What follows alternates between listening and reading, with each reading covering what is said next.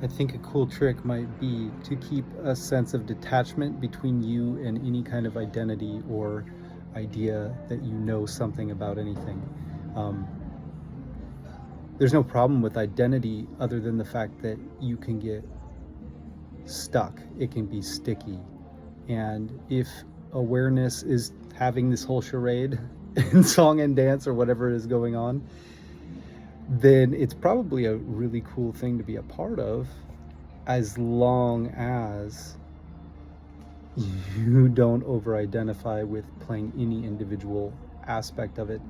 And I think sympathetic magic can be used through identification. You can identify with certain power animals, the country you live in, whatever you want to identify with, but you can use those as stepping stones to something that gets closer to a more universal concept of awareness until concepts disappear.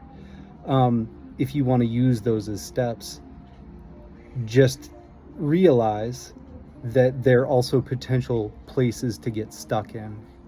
And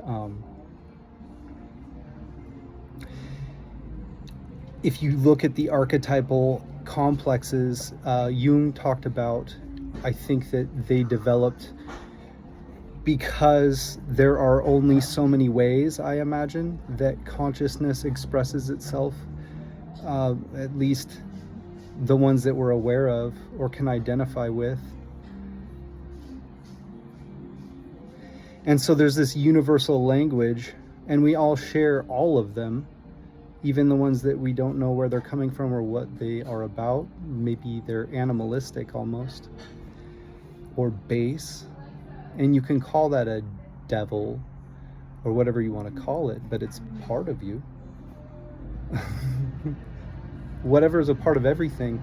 If you're really Christian, I grew up Christian, but the idea that in him we live and move and have our being, that's what Paul said to the people on the Areopagite. I can't remember the mountain, but he was pointing out that all the different statues, and then there was one to an unknown god, and he said, tell me about that one. And yeah, that's the idea right there. And he said, even as some of your own poets have said, in him we live and move and exist and have our being. And, you know, obviously don't get hung up on him. The idea is the unknown God, right? That idea. That's basically the point, I think, is that it's unknown. And if this is all us existing in that, it might be fun to loosen up a bit and just think about what's watching from behind your eyes. And notice that anything you view yourself as or see through the perspective of is putting awareness in the place of a particular vantage point. So the unknown God would be the idea that there's something that you don't know yet, that you can't quantify, that you can't identify, because it's beyond identification, but it can play as identification, and that's a fun game. But it can be not so fun when it feels like it gets rigor mortis or petrified. There's a petrified wood right here. Right? It can get petrified. But it's meant to be a living exploration, maybe, of just what blossoms out, this fractal explosion into beingness, whatever the hell this is. It's unknowable, and we have human words, yes, because we think through identities that we can know, but there's something that's unknowable, I would say, an unknown God, if you will. And you know,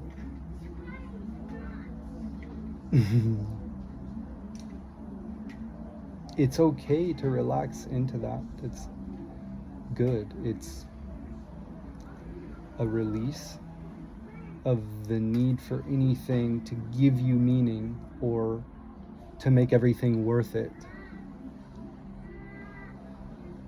But think about how much went into birthing this moment. And there's a specialness there that doesn't need a purpose. It doesn't need meaning. It's unknowable. You can't even, the second you try to pin a meaning on it, the pin becomes trapping. It traps. It means that all other options aren't on the table anymore, that you don't have access to some. And the thing that always slips past description is something that can't be described anyway. So that's not necessary. It's okay for the mind not to know, and to just allow beingness to exist through your perspective. And the more I think that happens, the more it is to seat yourself back into that, until the idea that you're a separate self is, dissolving. And you can work with identities and all that kind of thing, and then allow it to be something that is for a purpose, and maybe play with what the greatest purpose might be in terms of 3D world, and how to keep this all going, if that is even, at some point it all ends anyway, but it would be nice to not have a ton of suffering, although suffering can be a way that people awaken to slipping outside of any way suffering could happen.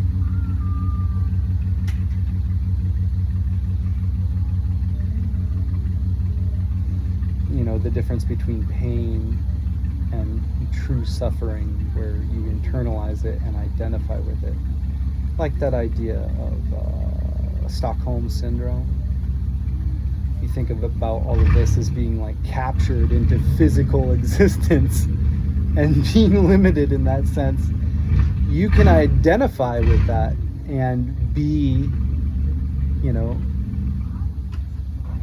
in favor of it, because there are benefits, but there's benefits in probably most identifications you could play a part in, but the overall overwhelming feel of any identification is that it's limiting.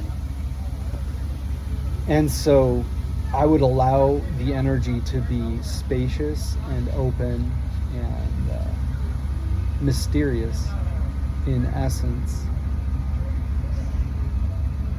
And I've felt release of tension that I've had, aches and things. A guy said at work today, we were talking about getting old, and he was saying his vision, he needed his glasses, he couldn't see anything, and he left them somewhere recently. So he's waiting to get an extra pair or something, but he was talking about, I said, I'm not looking forward to that. And he said, yeah, along with all the other things about getting old, like aches. And I said, yeah, I've already got that. I've been having a lower back ache for the past 3 or 4 days now. And he said, yeah, well, with your profession, I'm a plumber, and I was just lifting a water heater up onto a stand in his garage. Anyway, he said, yeah, especially with what you do. And he's like, no thanks, basically. I was identifying with that because with my state, I would prefer not to do that kind of labor that could potentially put me out. I was out for 3 months out of work because of a herniated disc in my lower back, and it was the most pain I've ever been in. I had to like clutch the edge of the couch. I had to sit in a specific way with my leg hanging over in order not to have severe pain. And thankfully my work waited for me. I was able to be out for that period of time and then come back to work afterwards. But I felt a lot of that pain kind of dissolve when I dissolved a little bit of the identification with, you know, kind of the result of trying to think through the over-identification of my job and what that does to my body, and how that puts me in kind of a rigid state where I feel like a victim, like Stockholm syndrome, you know, an over-identification with a particular thing. And then the frustrating feel of feeling like I have to break out of that, like I'm frustrated with the limits of my own existence and my own physical limitations, and my sense of my life slipping away and the lives of the people I love.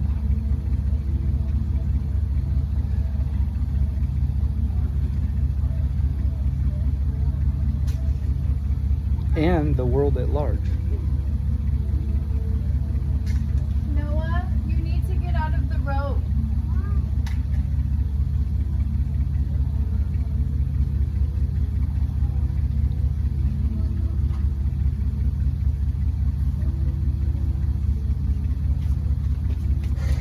Can you play baseball, please?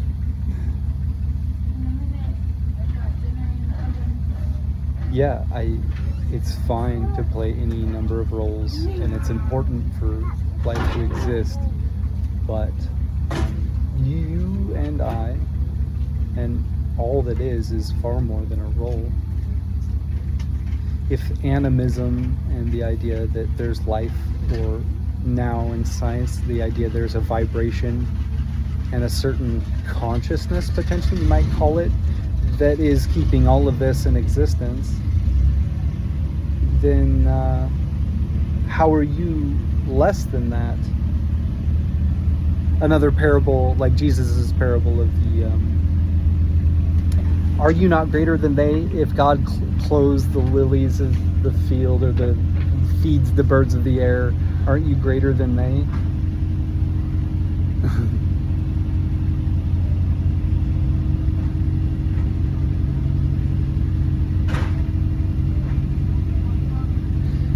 The cool thing about humans, I think, is that we're able to direct consciousness and know about it. But we can also get stuck in our own projections of what we believe is possible or is even reality. But we each live in our own little version of that, and it's very limiting.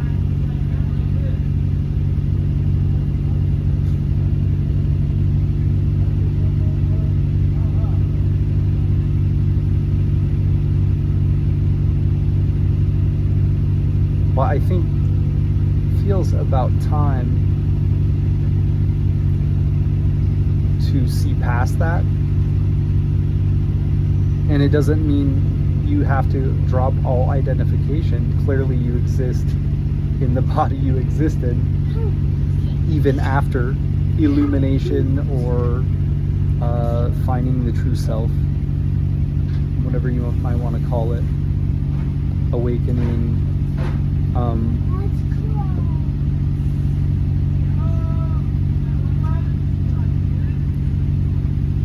But you certainly don't want to lose like the precious pearl